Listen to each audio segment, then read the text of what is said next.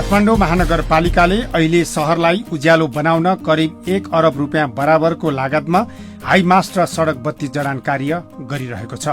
यसमध्ये 62 वटा चोकमा हाईमास्ट जडान कार्य सकिएको छ। 62 वटा चोक मध्ये 21 वटा चोकमा 12.5 मिटरका पोलमा 6 वटा बत्ती जडान गरिएका छन्।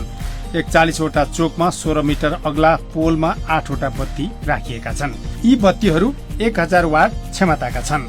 सफ्टवेयर प्रणालीमा आधारित यी बत्तीहरू आवश्यकताका आधारमा चर्को र मधुरो प्रकाशमा बाल्न मिल्छ। यस कामको लागत 9 करोड 79 लाख रुपैयाँ हो।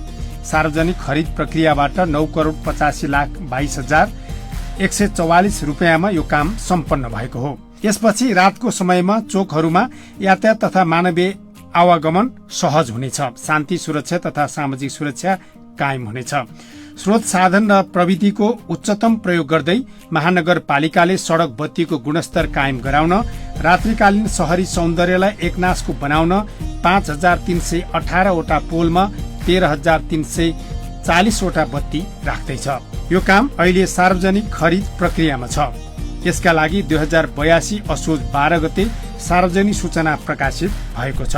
काठमाडौँको भौगोलिक क्षेत्रलाई 4 भागमा विभाजन गरेर काम गर्ने योजना अनुरूप 4 वटै प्याकेजमा प्रक्रिया अगाडि बढेको हो।